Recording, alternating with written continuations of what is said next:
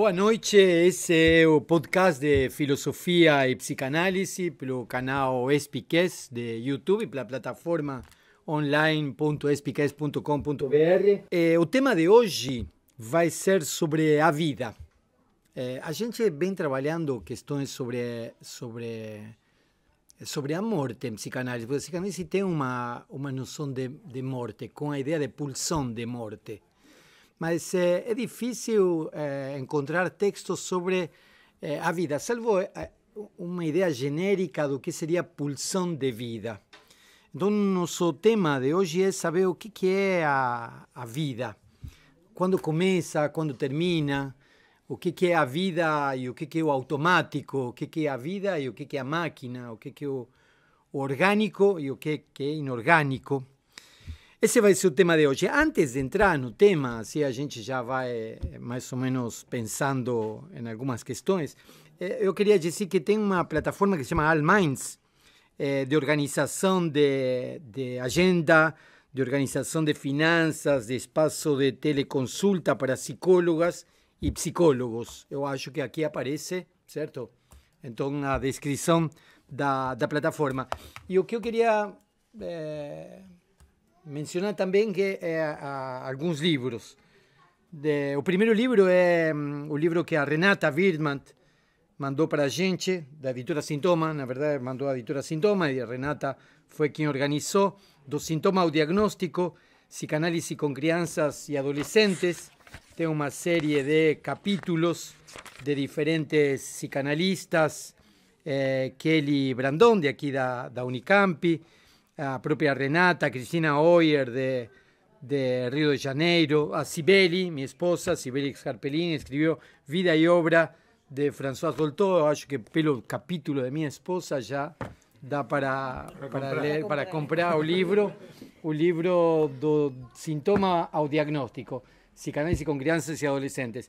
E tem um outro livro também, pela Caligaris, que foi escrito por muitas mulheres também,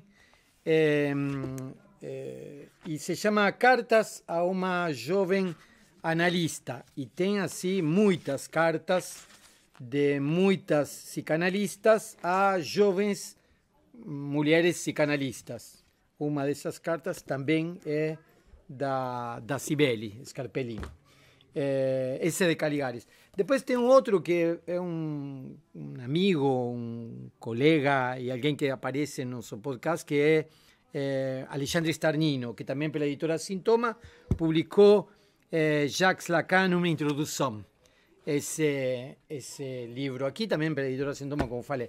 Tem vários outros, mas vou parar por aqui, senão a gente só fala dos livros que recebimos. Bom, temos uma mesa. Outro dia falaram que parecia a última ceia, a mesa que a gente tinha organizado. E eu acho que era interessante, porque teve vários formatos essa conversa. Primeiro foi eu fazendo monólogos. Me senti um pouco. Na Argentina tinha uma pessoa que fazia monólogos, que era Tato Bores, que era um humorista. E eu me sentia assim representado. Mas depois foram entrevistas, depois foi painel, e agora é uma coisa mais tipo banquete de Platão, ou a última ceia. Mas o importante é se reunir aqui em casa para poder conversar. Podíamos começar com a parte biológica, né? Já que temos uma bioquímica, uma médica, para falar quando que começa a vida. É um tema que, inclusive, quando começa a vida em geral, que é um tema digamos, para o senso comum de curiosidade científica, e quando é que começa a vida humana, que já deixa de ser um tema de curiosidade científica para se transformar em um debate religioso, político, que pode, inclusive, dividir águas na família, que pode marcar o destino de um membro da família, a decisão de quando começa a vida. Quando começa a vida do ponto de vista biológico, Fer? O que você... A vida do ponto de vista biológico. Bom, primeiro está formado por tudo aquilo que tem carbono, né? Como formação de... Eu aprendi que são carvão que é ligado com carvão, com outro carvão. tem que ter carbono, hidrogênio, oxigênio, nitrogênio para ser um organismo vivo e orgânico. Então, quando tem alguns complexos de algumas cadeias ou de alguns conjuntos, pode começar a ter algum tipo de interação ou algum tipo de replicação também, né? Porque eu acho que a vida começa com a possibilidade da replicação.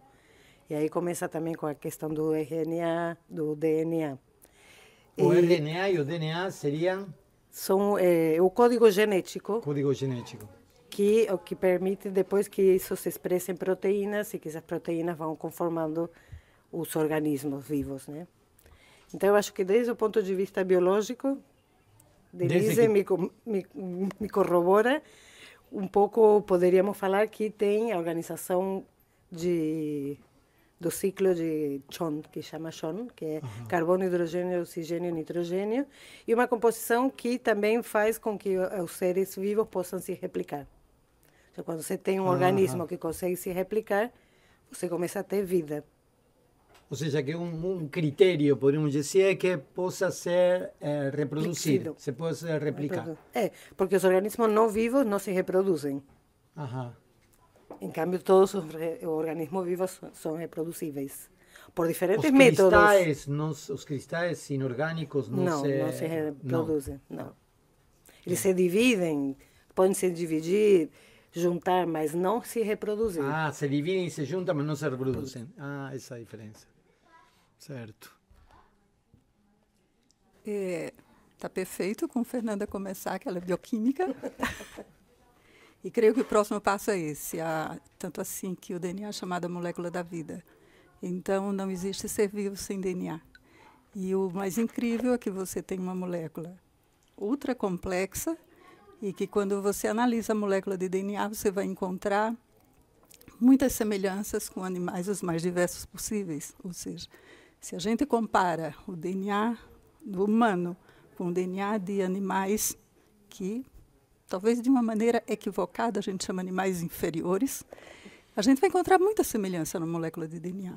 Então, sim, a vida, creio que ela pode estar, eu não diria nem que ela começa, mas ela está representada pela molécula de DNA, porque sem DNA não tem vida. E aí o código genético, para ser lido, como a Fernanda já falou, você tem a transcrição dele numa outra molécula importantíssima, que é o RNA. Então, a informação toda está no núcleo da célula, ela transmite para o resto da célula, que é onde vai existir toda uma maquinaria para produzir as mais diversas outras substâncias, proteínas, sejam elas estruturais, enzimáticas e uma série de proteínas, e tudo isso vai pela informação da molécula de RNA. A ver se eu entendi. Uma molécula viva tem uma informação genética. O DNA, a molécula de DNA uma molécula de dióxido de carbono que sai do escapamento do carro. Na verdade, não tem informação aqui. Não. Na verdade, a molécula do DNA ela é extremamente complexa. Vai muito carbono, mas ela tem uma estrutura que permite a replicação, outra palavra-chave que falou Fernanda. E essa molécula, o primeiro que faz é a sua autorreplicação para sair do núcleo e já sai na forma de um RNA, porque quando sai, já são retiradas algumas partes que não vão ser importantes para a informação que precisa ser gerada. E aí, com toda a maquinaria que ela vai encontrar em determinadas organelas do citoplasma, digamos assim, vai acontecer a leitura do que essa molécula quer falar, do que ela vai fazer, do que ela pode fazer. Então, princípio seria aí. Agora, se você, pensando ainda do ponto de vista biológico, e que é uma pergunta que é feita muitas vezes, por exemplo, quando se vem à tona a questão de interrupção de gestação. Quando começa a vida? A vida humana, nesse caso. Exatamente. Quando deixa de ser apenas uma célula que se reproduz? Claro. Quando já tem um e aí humano lá. Eu creio que questões mais do que biológicas, questões sociais, questões religiosas entram, tratando de definir quando começa a vida. A vida começa quando ocorre a fertilização, a vida começa quando esse embrião já está no estágio mais avançado, ou a vida só começa quando esse embrião que se transformou em um feto já tem capacidade de sobreviver fora do organismo materno. Eu creio que não há uma resposta. Eu creio que os humanos tratam de complicar na medida em que há interesses para determinar em que momento começa a vida. E eu me lembro que há algum tempo eu estava pensando isso, justamente em torno desse debate de onde começa a vida. E escuta, se o espermatozoide nem o óvulo estão vivos, como é que vai começar a vida? Então, a vida começa, na verdade, na minha opinião, antes. Porque você precisa de 2 células vivas, viáveis, para que ocorra a vida que vai se transformar no ser humano. Mas a vida em si começa desde antes. É uma molécula de DNA que vai estar dentro de uma outra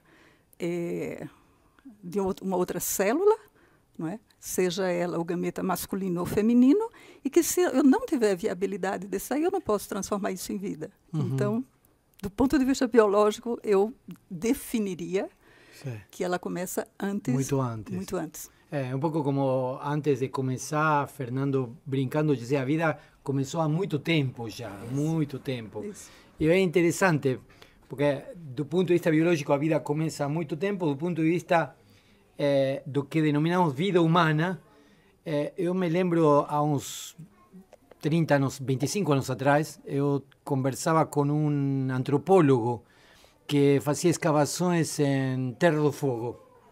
E ele lá me dizia que os zonas, que os ingleses chamavam de Shelkman, ele encontrou, foi o seguinte, ele encontrou onde estava o lixo, encontrou ossada de crianças de menos de 2 anos, 2 anos e meio.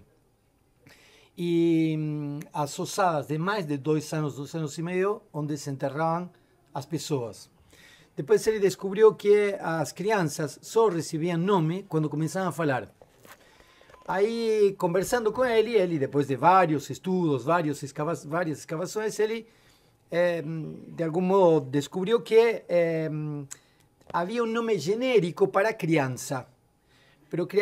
Mas que a criança tinha um nome individual quando começava a falar, que era depois dos 2 anos, 2 anos e meio, articulando mesmo, fala. Aí recebia um nome individual. E ele disse, o que acontece? Não é só que começa a falar, é que passa o período de mortalidade infantil mais alto que tinham nessa comunidade. Primeiro ano de vida. Exato. Então, o que acontece? Se você dá nome, nomeia aquilo, você tem um apego afetivo. Então, a própria comunidade se defende desses afetos, mantendo uma distância. Então, de alguma forma, uma pessoa nascia com nome, com afetos, com relações. Depois de que passava o perigo da mortalidade infantil, ela falava, se articulava com o outro, e aí era humano, digamos assim, não? Ou seja, me chamou a atenção porque não era nem 3 meses de gestação, que obviamente nessa comunidade, naquele momento não se tinha ideia, nem quando se paria. O fato de ter esse período de mortalidade fazia com que havia mecanismos na comunidade para se afastar. Aí eu entendi que... é muito cultural também. Isso, entendi que o problema era cultural. Quando começa a vida humana, parece ser um problema cultural, né? Podemos pensar do ponto de vista biológico, podemos ter critérios médicos para saber quando termina a vida. Porque também esse é outro problema, não? Quando termina a vida? Quando a célula para, todas as células param todas ao mesmo tempo. E se as células não param, o que a gente faz? Mas antes de ir para o final, eu acho que o começo ainda tem muita coisa. Bem. Não, é interessante, eu acho que a palavrinha que você trouxe agora, que é afeto. E nesse sentido, quando a gente olha para a vida do começo, imaginando ela agora no momento da fertilização, já existe um certo conceito social de que alguns casais optam por não anunciar a gravidez dos seus filhos até que passe os 3 primeiros meses. Sim. Justamente porque, para não haver uma explosão de afetos de todo mundo esperando aquele novo ser. E isso é bem entendido porque a fertilidade humana não é tão alta. 15% das gestações que são reconhecidas, elas são perdidas sob a forma de aborto espontâneo, porque tem mutações que as tornam inviáveis. Nos primeiros 3 meses. Nos primeiros 3 meses. Na verdade, essa interrupção, essa parada de desenvolvimento se dá com 12 semanas. O corpo retém um pouco até que expulse. Então, assim, é muito alta a taxa de perda gestacional, vamos chamar assim. Então, isso já existe um certo conceito popular que muitos casais fazem essa opção. Não, eu não vou falar para ninguém que estou grávida, porque deixa passar, vamos ver se vai vingar, vamos ver se vai passar o período crítico da gestação. E isso tem a ver puramente, eu acho que com afeto e relações sociais, não é? Em psicanálise, a gente trabalha com uma ideia de vida que tem a ver com a nomeação. Às vezes a criança nasce antes de nascer. Já tem nome, tem tio, tem padrinho, tem um bercinho, tem um conjunto de elementos. Onde vai ser médico, vai Isso. Vai ter, se organiza uma espécie de estrutura que sustenta essa vida, digamos assim, ¿no? Às vezes pode nascer y no estar sustentado por esa estructura. Y ahí la vida se complica, porque parece que la vida no es apenas una cuestión endógena, sino que tiene que estar articulada en un ambiente, ¿no? Otro día falaba con Thaisa Stump, que es del laboratorio de epigenética da Unifesp. E ela me dizia, bom, tem a informação, tem a genética, tem tudo, mas da potência ao ato, como dizia Thomas Eliot, cai a sombra, não? Já pode acontecer uma série de coisas. Aí me parece que vem um ambiente da física, não? Um pouco para puxar o Fernando nisso. A vida precisa de ter um ambiente. Y es por eso que me llamaba me resulta curioso. ¿Por qué que unas células tienen esa información de la cual hablaba Denise? Y cuando yo llego a dióxido de carbono, no, y esa mata. ¿Qué se pasa entre una cosa y la otra? ¿Por qué una produce vida y la otra muerte? Yo creo que para tener es una pregunta complicada. Convengamos. Mas yo, como soy materialista y además como Guillermo de Ockham, uso la navaja y corto para atrás, digo. No nos metamos con la vida porque tiene el afecto, el amor, el odio, etc. Porque no hablamos de las plantas, que es un poco más simple, ¿eh? Habla en portugués. Ah, cierto. Yo estaba convencido que era un portugués de Portugal. Sorry. Bon. Entonces, yo diría que es demasiado ambicioso para mí discutir en este nivel la vida animal, digamos. Los artrópodos en general ya son muy complicados. Sí. Yo correría la línea de empezar a los vegetales, que son vida, sí, más son una vida, y después se podría ir a las bacterias, empezar bacterias, a las virus. probacterias. Es decir, porque si no, si empezamos con el feto y eso, sí, es perfecto. Comenzamos pelo final da historia. Y sí, el afecto, el amor. ¿Cómo se explica el amor? ¿Por qué yo me apasioné por él? Porque era bonito, inteligente, sí, todo, pero eso no explica nada. Es muy complicado. Es el resultado, no es... Claro, es el resultado de, no sé, unos miles de años de evolución, que no apareció la palabra aquí. Entonces yo diría, modestamente, que bajemos un poco el nivel y digamos, bueno, un poco lo que vos decís, ¿por qué CO2 no es vida? ¿Y por qué, digamos... un aminoácido es vida? Sí, o, no sé, la lechuga, claro, la lechuga, un árbol. que ahí es increíble, ¿no? Porque siempre conversábamos con Denise que una simiente de este tamaño da un ombú. Sí. Eso es increíble. Ya ahí hay una cosa increíble que realmente explicarlo ya es imposible. O es imposible, o tiene teorías, qué sé yo. Entonces, sintetizando, en mi opinión, creo que la vida es una cosa extremadamente compleja y la evolución tiene que entrar en algún momento.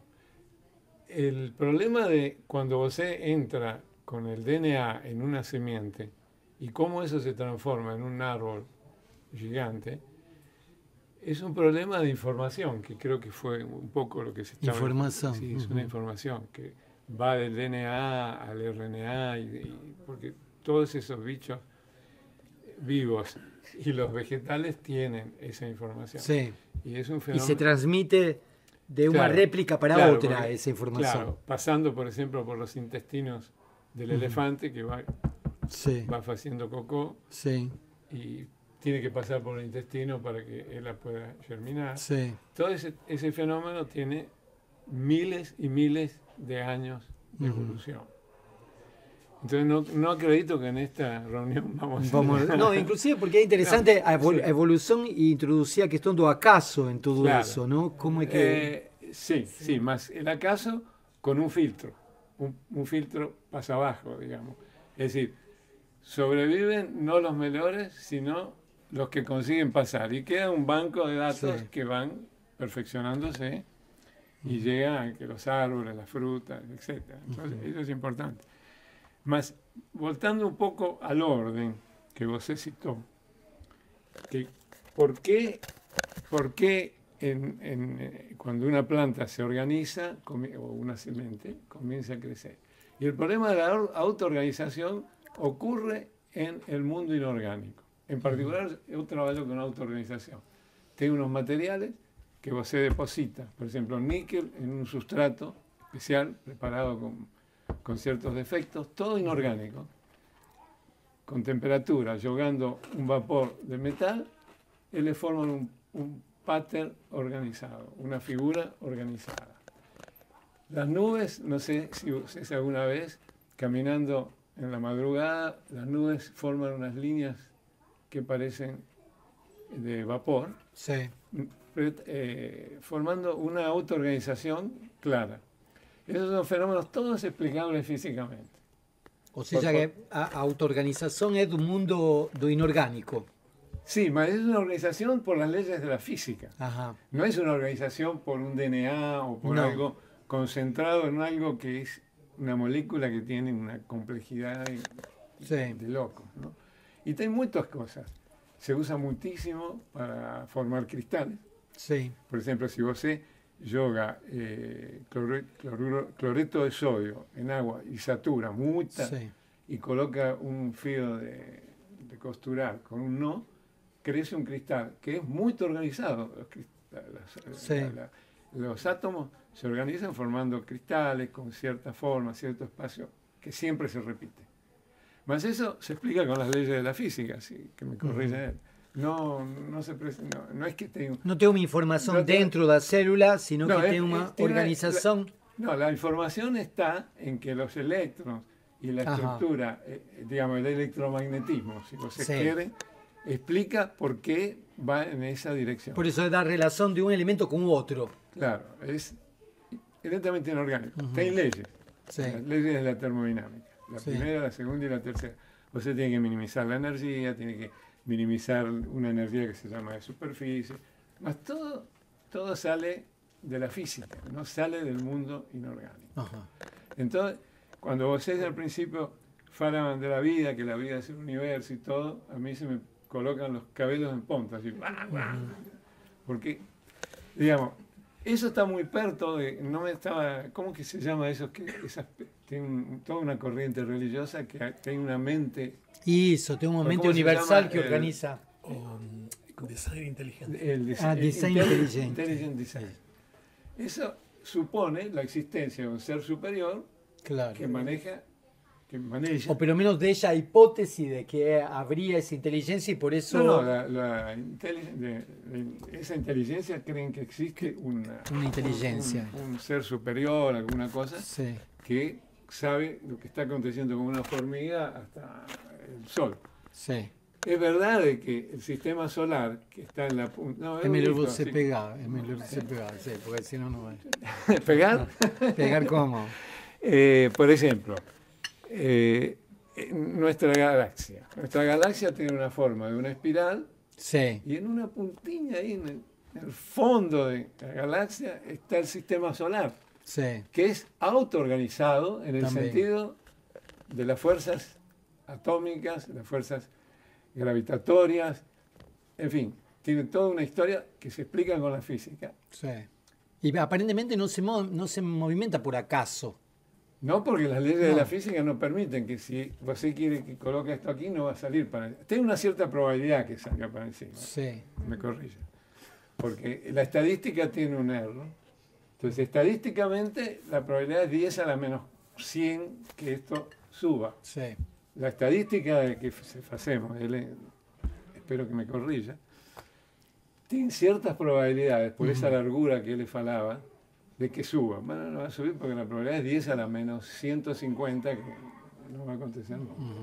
Es decir, la teoría tiene esa limitación. No es una limitación, es una teoría. ¿Okay? Sí. Más, el sistema solar, entonces, se organiza, por ejemplo, en un plano por razones de la física. Sí. Cuando va condensando los gases, se van formando y van girando y son los planetas. Todos esos sistemas son inestables, Ajá. tienen vida media, pero no en el sentido de vida inteligente, sino de las leyes de la física. Es decir, Ahí el termo vida es para tiempo definir un periodo de tiempo cual Sí. va a funcionar. Tenemos que apresarnos porque faltan unos, ¿cuántos? 5 billones de años, una cosa así. Para que termine todo. No, Todo va a terminar un día, ¿no? Va a terminar, sí, porque... ¿Cuánto va a demorar en terminar? Espere que llamo por teléfono a un gurú. El problema es ese, que, digamos, la entropía que entra en esto, en algún momento, aparentemente... Esto enfría todo. No enfría. Al principio se esquenta. Ah, esquenta. Sí, porque el sol... Puta, eso me hice las manos, no pongo... Demasiado grito, mi amor. Estamos. El sol consume hidrogenio para dar calor. A medida que se va acabando eso, tengo que usar las manos. Está cierto. Tiene una lucha entre la gravedad y la radiación. Una empurra para afuera y otra para adentro. A medida que se va consumiendo, la corona del sol se va expandiendo y nos va a calentar la bunda, sabe cómo, ¿no? Y después se la va a tragar, entonces ¿son cuántos? 5 billones de años, falta más o menos. 5 billones de años, todo terminó. Sí. Yo voy a contar o sistema solar. Sistema solar. Sí, sistema Después solar. fica nosotros ahí. No sé qué va a acontecer con el resto, porque somos... Con universo no sabemos. No sabemos. Además, con nuestra galaxia que viaja a millones de kilómetros por segundo, en colisión con la Andrómeda, se llama, la más perta, y vamos a colisionar, y de a poco se van a empezar a deformar todas las cosas. Más falta todo un caos eso. El caos quiere decir desorden en griego, ¿no es cierto? Eso. Y entonces, conto una anécdota de mi papá, que vale la pena. Einstein una vez estaba dando una conferencia en Argentina. ¿Por qué le pasó por ahí? Ajá. Y entonces él le faló, que no sé, el número exacto no me lembro más, él le faló que ese negocio de que la vida va a terminar, la vida no, el universo, el sistema solar iba a acabar en 4 billones y medio. Entonces una señora levantó la mano, ¿cómo, profesor? No, perdón, 5 billones de años. No. Menos mal. Eso parece que es una mentira, pero no importa. Entonces, para fechar, porque si no van a creer que falo mucho, que es verdad, además me voy a limitar. Entonces, digo que yo llevaría la conversa a un nivel más bajo, porque lo otro es muy complicado, y meter la evolución un poco en entender cómo se puede llegar de un artrópodo a un cachorro, a un ser humano. ¿Y qué quiere decir la inteligencia? Yo concordo plenamente con lo que se faló de lo que es la inteligencia. La inteligencia artificial es un problema estadístico de comparación, como me faló, que compara con cuál es el que encalla mejor, que sigue. Y eso no tiene nada que ver con la inteligencia como la conocemos humana. Además, solo para fechar, yo acredito, esa es una imagen mía, y hay gente que discute esto, físico sobre todo, que existe una mudanza cuando vos se complica, por ejemplo, el cerebro de un cachorro o el oso, cuando vos se complica la estructura, hay un cambio fundamental y aparece la inteligencia. Aquellos que acreditan que una inteligencia se va a lograr juntando transitores y chips, y va a ser un computador muy grande, funcionando como funciona el laptop que vos tiene ahí, sí. Eso es, para mí, un camino muerto. Yo ahora doy mi opinión. Creo que los pensamientos y todo el funcionamiento de la inteligencia es una cosa dispersa que tiene otras leyes que son físicas, más que ainda no las conseguimos. Então, aí, já que você falou, me dá o gancho para perguntar para Armando. Se a questão é uma questão de auto-organização, se além da auto-organização há uma informação que pode se replicar de um a outro, o que falta para uma máquina que permite uma estrutura auto-organizativa e uma réplica de informação produzir algo assim como algo novo? Algo novo. Tem um físico que chama John von Neumann, acho que era húngaro, depois migrou para os Estados Unidos. E ele é um dos pais da teoria dos jogos e tal. Eles, nos anos 50, construíram um computador que justamente fazia uma simulação como a que você está falando. Ou seja, eu consigo criar um organismo digital, vamos supor que é uma cadeia de informação, e que essa cadeia de informação, quando interage com outra, sofre mutações, e você pode setar um ambiente diferente. Então, essa mutação aqui é favorável, essa não. Esse experimento foi feito, deixaram evoluir, não teve nenhum resultado, mas eu acredito, ou seja, muitas pessoas acreditam que o que Fernando acabou de falar, de que a inteligência não vai ser construída, e sim que vai surgir. Igual que surgiu a nossa, quando você agrega complexidade e possibilidade de mudar em um organismo digital, nada impede que esse organismo crie propriedades que você hoje... Agora, então, aí vocês, os quatro, me deixam um pouco em uma situação meio que mística, religiosa. Ou seja, eu entendi que tem leis, tem carvões, tem hidrogênio, tem informação. Alguma coisa aconteceu e virou a vida. É o toque de Deus? Não. Eu vou te dar a minha opinião. Essa aqui não tem maneira de demonstrar, porque a gente não pode voltar para trás e ver. Claro, o que aconteceu. Mas o que acontece? Ou seja, qual é uma das correntes de pensamento comum? A vida só surge, como dizia Fernando aí, por um problema evolutivo de baixa probabilidade e de muito tempo de espera. Tem um cara que ele não gosta, um biólogo que chama Richard Dawkins. Tem um livro que chama O Relojeiro Cego. Sim. Uma das passagens interessantes desse livro, ele disse, olha, se você pergunta para alguém, você tem um maço de cartas e tem 4 pessoas e você, não sei como que diz em português, embaralha.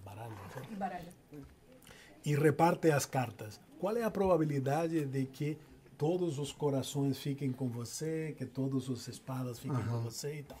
É muito baixa. Muito, muito baixa. Se você pergunta para alguém, essa pessoa vai te falar, cara, isso não vai acontecer nunca. E, de fato, na nossa vida, Foi isso que aconteceu. Isso nunca vai acontecer. Você pode sentar desde que você nasce até que você morre e tenta dar carta e nunca vai acontecer isso. Agora, se você extrapola isso para bilhões de anos, em 1 bilhão de anos isso acontece 40 vezes, por exemplo. Não me lembro o número, mas um número finito. Então, assim, as coisas que são muito improváveis, baixa probabilidade, quando você espera tempo suficiente, elas acontecem. Esse é o problema da vida. Ou seja, que uma molécula consiga se copiar a ela mesma é uma coisa muito improvável. É um problema de probabilidades. Exatamente. É um Mas se problema de você probabilidades. espera muito tempo, vai acontecer. E uma vez que começa... E uma vez que começa, aí já não tem mais como parar. Então, mas assim como um dia aconteceu, um dia pode parar. Digamos. não, também. Sim. Ou seja, E também por acaso. Nada impede... O por la bomba atômica. Nada impede que isso aconteça, mas o improvável, você sempre tem que considerar o espaço de tempo em que você está acreditando que aquilo é improvável. Se você espera muito tempo, vai acontecer. Eu posso dizer algo? Claro. Pouco. No pida peras al olmo, capaz.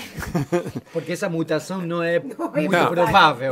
Exacto. No, yo no creo que es verdad que los problemas probabilísticos son dependientes del tiempo y van como 1 sobre la raíz cuadrada de n, sino que es el número de veces que se prueba. Más el problema de la vida, o de la evolución, perdón, no de la vida, la evolución, ¿cómo se llama? Las bacterias, procariotas. Eso precisa no solamente tiempo, sino una condición universal que aumenta a infinito la probabilidad para que ocurra. Es decir, por eso hay gente, entre ellos un gran físico, Fermi, que decía, bueno, si existe otro lugar donde existe vida como la nuestra, llamada inteligente, porque uno observa lo que acontece en este mundo y no sé si es muy inteligente, un tipo de inteligencia. Él decía, si existe en otro planeta, como demora 5 billones de años, más o menos se calcula la que apareció esa, y como el universo aparentemente tiene mucho más, 15 billones, 16 billones, todos los años aumenta un poquito, por eso no acredito mucho, más de 15 billones certamente, ten planetas o lugares del universo que pueden haber comenzado, digamos, 10 millones de años antes. Entonces, están en un avance, si no estamos mandando máquinas que van a llegar al fondo del universo, muy longe, Fermi decía, si es así, ¿dónde que están? Los que mandaron las naves, porque puede ser que comenzaron 10 billones de años antes que nos y ya están en un nivel que pueden mandar una nave, o no una nave, una señal luminosa o una señal electromagnética, algo que sea no natural sino inteligente, por ejemplo un Morse para colocarlo. Sí. Entonces digo, creo que eso que dice es una corriente de pensamiento que yo no puedo decir no es así, más también es lo que faló Fermi. Si realmente puede ser que es un problema de tiempo, él les decía, bueno, ¿dónde están? Que no llegaron o no mandaron una señal, porque estadísticamente tienen que haber comenzado antes. Em 15 mas aí também tem a ver com qual é a concepção de tempo. A gente tem uma concepção de tempo da nossa duração temporal. La que medimos con carbono 14, todo el tiempo lo medimos, no es el tiempo. Não, tudo bem, mas em uma ficção de Isaac Asimov a gente podia pensar que há outro tipo de inteligência que está observando. No, porque ahí era todas las leyes observando. de la física, ahí son materialistas. El electromagnetismo aquí, o en la Luna, o en la China de Mao, es el mismo. ¿Concorda conmigo? Es decir, las ondas electromagnéticas que están llegando desde cuando explotó todo el Big Bang, son las mismas que tenemos ahora, si no se nos... Ou seja, então a ideia de tempo é a ideia de tempo que a gente tem. Bueno, eso es complicado. Por isso. E a ideia do espaço também. O espaço seria um espaço contínuo. Doy a palavra ao teórico. Porque também eu ouvi falar, por exemplo, da garrafa de Klein, que eu no início achava que era realmente uma garrafa, até que depois me explicaram que não, que é um cálculo matemático. que não é uma garrafa exatamente. Então você poderia pensar pensar, não digo que isso de fato aconteça, mas pensar em um espaço de N dimensões. Olha, mas é só teoria isso? A maior parte sim. A maior parte sim. Hoje, com as ferramentas que a gente tem e as medições que a gente tem muita coisa que nós não conseguimos explicar. E não significa que não tem explicação, significa que a gente ainda não chegou lá. E uma dessas coisas é justamente de onde surge tudo. Por que o universo aconteceu, digamos, de alguma maneira, né? Aqui também tem opiniões e teorias diferentes, mas tudo indica, segundo, por exemplo, o Big Bang, de que tem uma origem, né? O universo se expande, é uma coisa medível e tal. Agora, quando você tenta entender tudo o que acontece em termos físicos, de primeiros princípios dos quais você deduz a tudo, como uma teoria do tudo, a gente ainda é complicado. Ainda a gente não consegue. Então, talvez o dia chegue que a gente tenha uma teoria que a partir dali você consiga deduzir. Com outras teorias sobre o espaço, sobre o tempo. Exatamente, você consiga entender isso. Hoje, a gente entende o eletromagnetismo, tem certas coisas que a gente entende muito bem. A gravitação é uma que ainda... E para o universo a gravitação é fundamental, porque as interações entre os... Aí essa palavra inteligência, ¿no? Estamos utilizando como nós podemos ter um certo conhecimento do que acontece conosco e ao redor de nós com uma certa inteligência. Existe também a ideia de uma inteligência de organismos unicelulares, uma certa inteligência de sobrevivência, né? Estávamos falando antes de começar sobre uma aparente inteligência da ameba que de algum modo se sustenta, né? Eu acho que Daniel Dennett, um cientista americano, dizia que a ameba não precisa de epistemologia nem de teoria das ciências para poder sobreviver, ela sobrevive. Então, esse negócio que nós filósofos fazemos, de andar elaborando os primeiros princípios, é pura bobagem.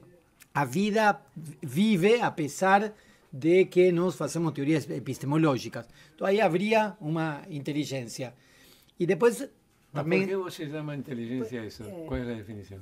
Talvez sim. Eu também... A capacidade de você poder sobreviver na vida. Não, mas essas são as hormonas. Então, sim.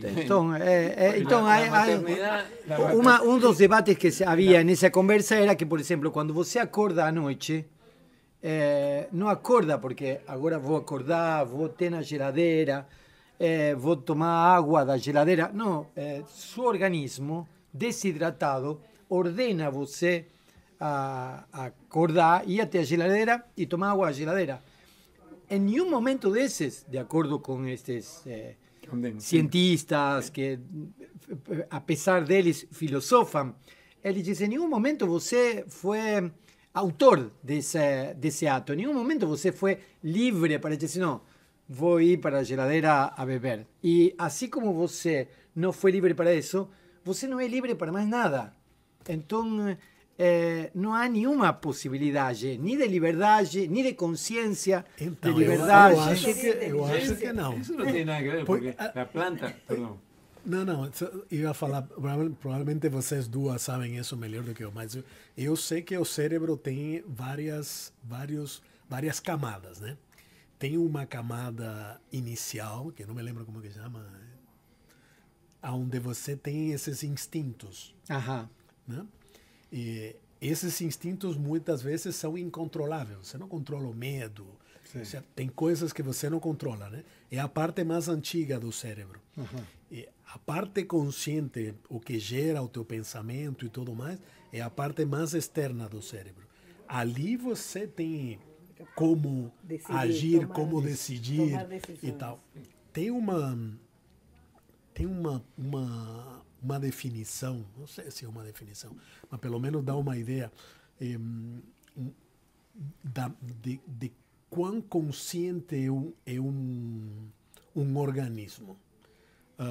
tem uma discussão sobre isso e o pessoal acorda mais ou menos, há um certo consenso em isso, de que a consciência está vinculada basicamente, em esse sentido que você falou, né, a quantidade de variáveis do teu ambiente que você consegue sensar. Ou seja, um organismo é mais avançado quanto mais variáveis simultâneas ele consegue sensar. O organismo na Terra que sensa mais variáveis são os humanos. Então, quando você começa a ir na escala evolutiva para baixo, não é que eles não consigam sensar, mas a própria ameba. A ameba sensa luz, sei lá, 2, 3 coisas. E isso permite que ela tenha mecanismos de sobrevivência, igual que nós. Mas isso não é inteligência? Não. Isso não é inteligência, mas isso te posiciona dentro do ambiente como sendo capaz de sobreviver. Se você não tem isso, você não sobrevive. Então, um pouco para... sobrevivência é uma coisa, digamos, para voltar a mi teoría, que tenemos que ir a organismos, voltar a organismos menos complicados. Una planta, si no tiene agua, se muere. Pero no es que piensa, voy a tomar un vaso de agua. Por presión osmótica sube y se recrea. Hace nacimiento. Si no encuentra... Si você va al desierto, no crees un bambú ni disfrazado de gaucho. No. Entonces, el problema es, ¿você cómo llama? Inteligencia que la planta tiene. Bueno, sí, si você quiere llamarlo inteligencia, ok, nos ponemos de acuerdo. E o que é a inteligência? Bom, digamos, é difícil, mas eu acho que tem uma coisa que quem trabalha com inteligência, não vou ser eu que vou me apropriar e dizer inteligência é isso, mas quem trabalha com inteligência costuma usar algumas coisas que é uma certa capacidade de resolver problemas. Então, por exemplo, o teu cérebro resolve problemas, mas o teu caminhar, quando você se levanta porque teu corpo está desidratado e vem até a cozinha tomar água, é absolutamente medular. Você não precisa de funções corticais, senão uma função que já está automatizada e por isso a gente chama função medular, porque todas as inervações... Mas resolveu uma série de problemas para chegar até aí o corpo. Evolutivo. Sim, mas você não precisou usar... olha que eu não sou especialista nisso, mas você não precisou usar toda a tua rede de neurônios para resolver um problema. É o teu organismo que te deu uma informação que você está desidratando. Aí e você o teu próprio organismo automaticamente, de forma medular, se levanta e vai. Por exemplo, uma criança está começando a andar, ou você sofre um acidente e você lesa algumas conexões e você começa a fazer fisioterapia. Aquele teu andar precisa de um pouco de inteligência para você saber que tem que colocar um pé e depois um outro, quando a criança começa a andar. Mas, à medida que teu corpo aprende, aquilo é medular. Mas eu não me levanto daqui pensando, para eu me levantar eu tenho que fazer força, botar os meus pés em uma determinada posição e sair colocando um pé atrás do outro. Ao começar... Eu não diria nem que precisa de uma função de inteligência, mas de uma função um pouquinho mais elaborada que faça você pensar que para sair de uma determinada posição e assumir outra, você precisa elaborar aquilo. Uma vez que o organismo aprende, tudo é medular. Mas isso não é... As máquinas não fazem isso e a automação das máquinas não fazem isso um pouco? Quer dizer, resolvem o problema de se deslocar de um lugar a outro e resolvem problemas mais complexos dos que eu consigo resolver, inclusive. Sim, eu estava pensando aqui que talvez o tema da inteligência tenha que ver com a capacidade de planejar e enxergar uma coisa que não aconteceu. Ou seja, me parece que essa é o nosso grande passo evolutivo respeito às outras espécies, é justamente poder fantasiar. Exatamente. Se é um negócio que não aconteceu, você pensa, conversa, planeja, você consegue enxergar uma coisa que esse talvez seja uma das características que a gente possa usar para identificar inteligência. En esa dirección, por ejemplo, una araña tiene en su información siempre la misma tela. En cambio, un arquitecto de la Unicampi, no sé, de algunas buenas universidades, hace una casa que es completamente diferente de esta y de otra, y la creatividad, que es prever el futuro, es que está la base de la creatividad, creo que es la curiosidad. Imaginar un futuro que ainda no está, un horizonte que ainda no está. La creatividad es para mí la base del avance científico y todo, y eso es prever el futuro. Un cachorro vive el momento. E o que você falava das máquinas, a máquina consegue te entregar uma coisa que você nunca viu, que ninguém viu, a partir de modificações de alguma coisa pré-existente. Mas isso não significa que isso seja de maneira planejada. Com uma variável aleatória. Exatamente, essa é a grande diferença. Eu mudei aqui, mudei ali e saiu a imagem de alguma coisa um pouco melhor, tal. Aí você pensa que aquilo é uma criação. Não, não é criação, porque ninguém anteviu isso, planejou e depois executou. Não, eu simplesmente alterei algumas coisas e teve Ou seja, uma inteligência antes ensinou a máquina como ela deveria se comportar numa determinada situação. Foi quem lhe pôs a informação. Los robots tienen la información que le escribió un buen programador. Sí. O sea, no puede crearla. Una vez que a la máquina le pusiste el software, chao. No puede salir de ahí. Entonces no es comparable, creo. Por lo menos por ahora.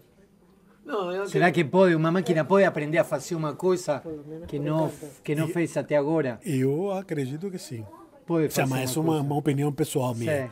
Eu acredito que é uma questão de tempo tudo isso. Que possa fazer algo que... Eu acho que o problema, talvez, não sei, talvez uma máquina consiga chegar a algo que não é exatamente o que está se chamando de inteligência artificial agora, mas uma certa forma de inteligência. Comparar essa inteligência à inteligência humana, eu acho que tem ainda um gap muito grande. Então, porque quando você resolve problemas, quando você cria coisas, existe mistura de outras coisas, como, por exemplo, usando a palavra que a gente usou aqui no começo, que são afetos, que são emoções, que são sentimentos, que fazem com que essa inteligência atue de maneiras distintas, dependendo então, da pessoa. Eu queria comentar, né? Porque por também inteligência, não todo mundo tem a mesma inteligência, né? Por exemplo, também quem está preparado, quem tem uma educação, quem tem um estímulo, tem uma inteligência, geralmente acaba desenvolvendo. Mas aí são recursos, digamos, que essa inteligência teria, não? Claro, mas se a gente está pensando em colocar informação numa máquina para que cirurgia possa ter ou não inteligência, bom, também inteligência pode... Conta a lenda que uma vez perguntaram para Chomsky se as máquinas iam pensar, e não sei se é verdade, mas é bem interessante, ele disse, olha, submarino, nada. Diz, bom, ele vai por baixo da água, sobe, vai, chega. Podemos dizer que nada? Sei lá, acho que não nada o submarino, mas anda pela água. Bom, dice, com as máquinas talvez funciona algo mais ou menos parecido. Né? No, mas, quiero tomar un poco la... Sí. Existe un premio Nobel de efecto Hall que discute mucho el problema de lo que se llama la emergency. Y fue dicho acá antes.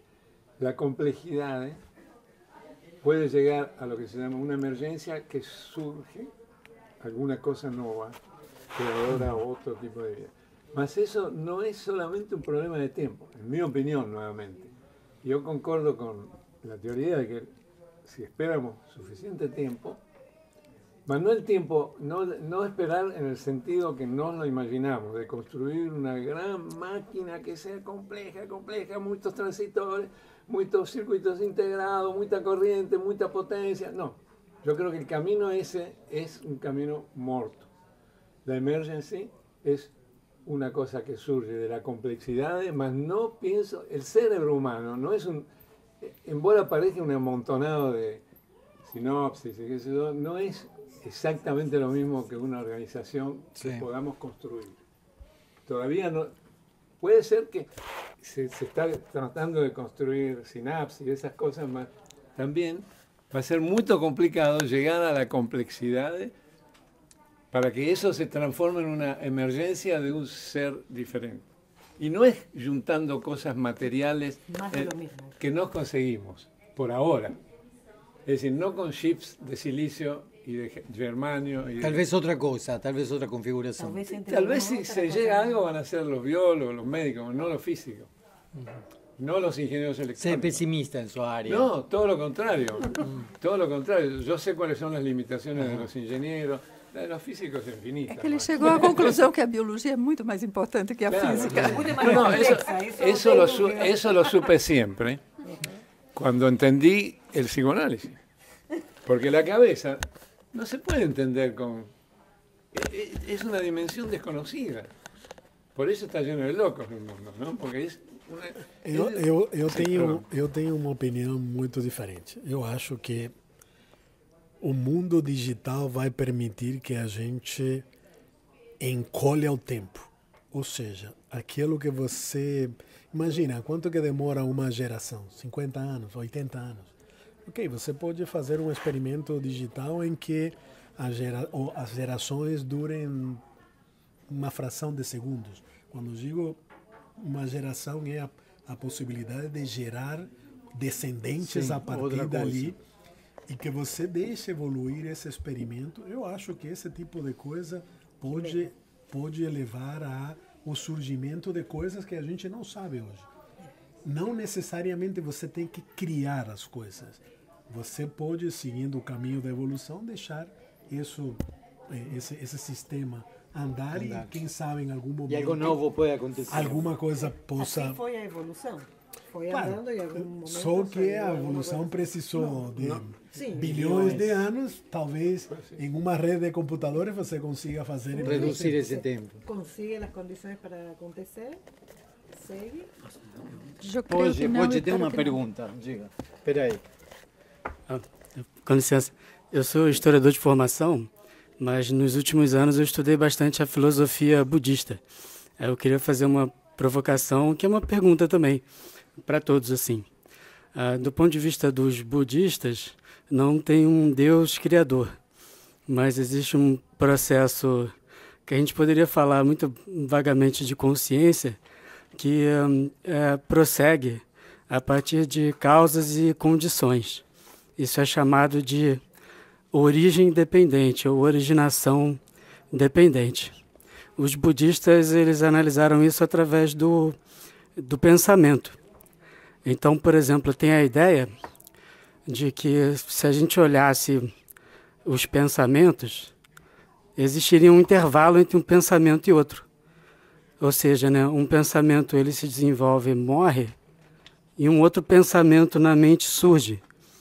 Mas haveria um intervalo aí, um intervalo um tanto quanto misterioso, que os budistas deram o nome elegante de vacuidade, ou vazio.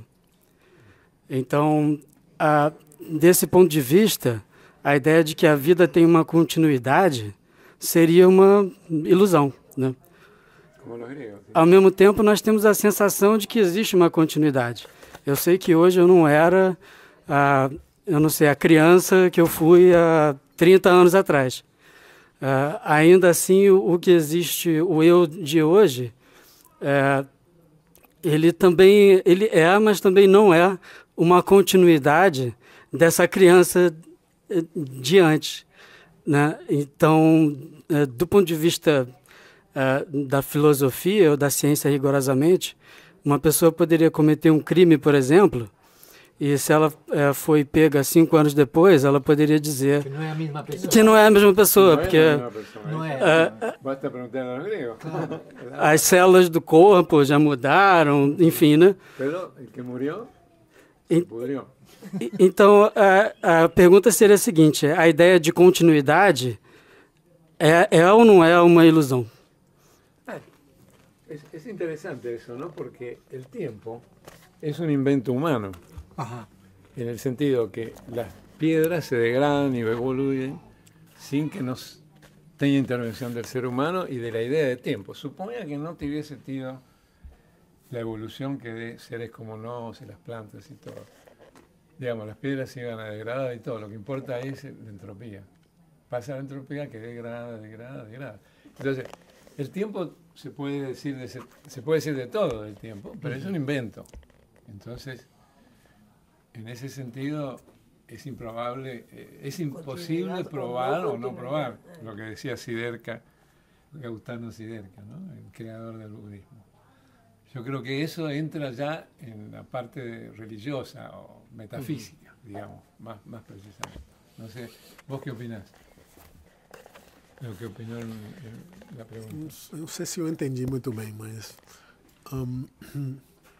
o tema da continuidade sempre foi um tema, né? Desde os gregos, tal. Sobre la cuestión del número, inclusive. Pensaba un número en términos pitagóricos. E eu acho que o tema da continuidade, ele está muito relacionado com a granularidade do que você está olhando. E o que aparentemente é descontínuo em certo grau de observação, à medida que você começa a ir para baixo ou para cima, você vê que aquilo não é tão descontínuo como você pensa. Obviamente, o Fernando vai falar da mecânica quântica e tal, não existem estados intermédios, pula daqui para lá, é meio descontínuo. Não se sabe. Mas a verdade é que não se sabe, mas é muito difícil, tanto que acho que tem uma frase de Newton que diz natura não faz tem saltos, uma coisa assim, a natureza não dá saltos. Sim. Kant, inclusive, pensava, era uma época da física onde se pensava o princípio de continuidade na natureza. Exato, então o tema da continuidade ou a descontinuidade sempre preocupou o homem e a mulher também, desde sempre, né? E aparentemente a gente até hoje, eu não tenho, pelo menos que eu conheça, nenhum caso na física que você diga, olha, temos uma coisa aqui que não... em geral, os processos são bem entendidos e não há nada que te leve a pensar que eu poderia justificar esse negócio de, olha, não sou eu. Não sou eu.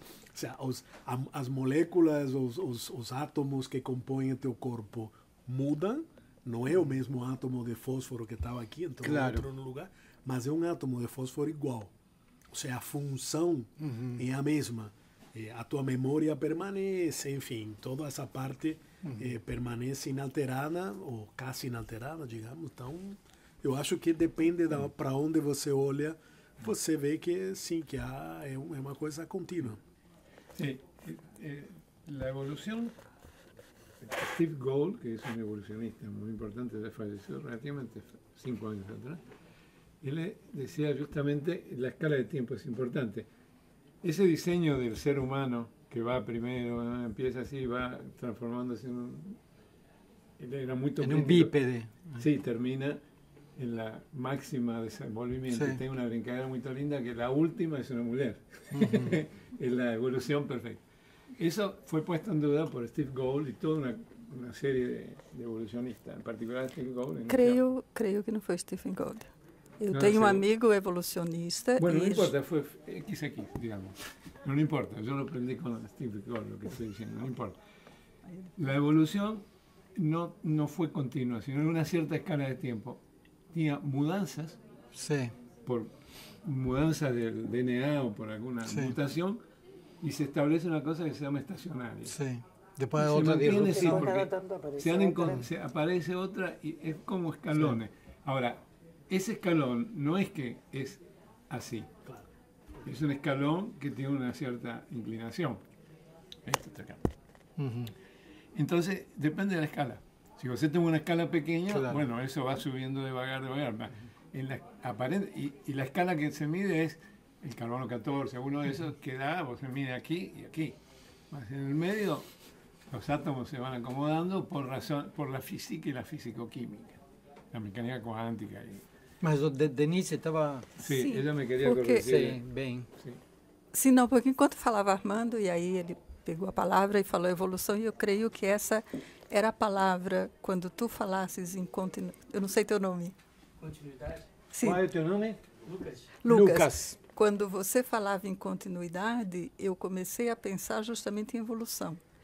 E aí a evolução tem uma coisa muito interessante, porque, em geral, quando a gente fala evolução, e a maioria das pessoas pensam naquela escala, que é uma figura que já é icônica, que é o gorila começando a ficar em pé e se transformando no homem. Não existe nada mais errado do que essa figura. Porque, na verdade, a evolução, e hoje quem estuda, quem é evolucionista, se baseia na chamada teoria sintética da evolução. Evolução, simplesmente, você pode traduzir por mudança. Ela tanto pode ir do mais simples para o mais complexo, como ao contrário. Ou seja, sempre que uma determinada estrutura, um determinado organismo vivo, ele sofre mudanças, ele está evoluindo. Não importa para onde, mas é uma evolução. Então, talvez, nesse sentido, isso que tu estava chamando de continuidade, descontinuidade, penso que se aplica mais se a gente usa a evolução como tentativa, exatamente, como tentativa de explicar se algo vai para um lado, vai para outro, parar também seria uma evolução. Algo que está se desenvolvendo e que num determinado momento pare. Por que para? Porque teve uma mutação, pensando biologicamente, porque aconteceu uma mutação e que fez com que aquele organismo morresse. É uma mutação, é uma evolução. Vamos parar por aqui, então, porque eu ia falar sobre a morte, mas é melhor parar por aqui. Isso.